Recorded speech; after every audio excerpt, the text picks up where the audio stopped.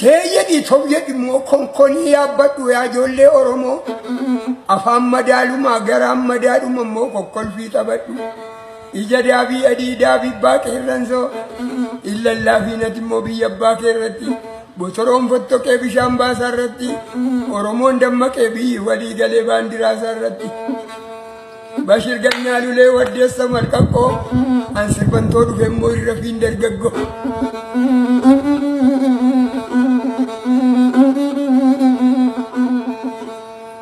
Adara melali sakara gamgo waran argani nama biya deme jora biya orma ambudden fagese walsan argani o walsiddi gesa firisilan argu ollangi digesa jirti manni tokko sire bakkanisa bari embanani ien tufatani anke sikirgimmi irri maqabiri gaafa torban sadiitu footirra marga gaafa ji'a tokko namni waaqa beeku irraa goree darba namni waaqa beendare jira jedhee darba balaayi dafine abbaatee dhageessu qesbiti kuude dara samaayii darbate waaq sirraa kadhatu moyyeessa qabbateef sooressa baffate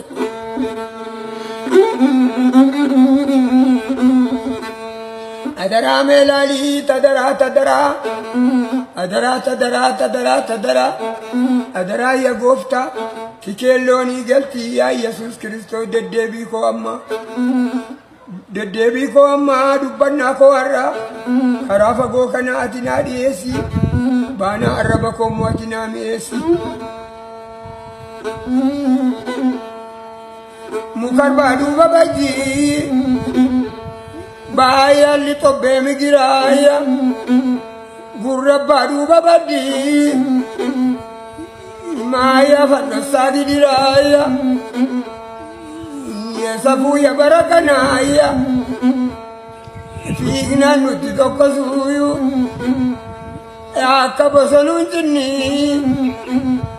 figna nuti kollofuyu akkasatini birri Sanda koma kale lafa innan jabate wa kalalam fagati funyon nati tatame baduf karaf fagate sabba ko din nagaya kuteni joda be an kolletin devine badem barbacha da be an badi tin devine Dulen tora tada beektera tindevine taeni mimmanna ka karbu ganna jige akabtu bayanni be matan kabun filaddu abban kabuni maddu gunyon natti tatame gullon natti dagame ya waqa yomallata yomal jede nanatame yomal jede nanataya Figub lafa kottaba isub yero ko darba malliko mali jede nagari jagawanani barite bandirisa subi arremba fadda guyawo garande ba guya gaban nagada malaken be ku jede malliko mali jede gabari jagawanani subi ganamentira bari sanganti fadda Buya qotisan qota galgala galgaleedha malaken beeku jedhe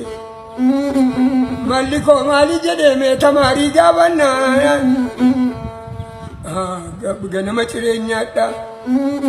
guyyaa daftaran guyyaa silaanan baradha galgala nan qota malaken beeku jedhe malliko mali jedhe doktericha gaafanna ano marfeen danfisa nafsee namaa nambisa Alkan sabida baden inna guddana yala hospitalan garmama malaken beeku jedhe malliko mali jedheni bakarabba ko duri ebo mana fudadden gara chaka gugaddeni uruppe kolbadi ma shamballe dan tumadden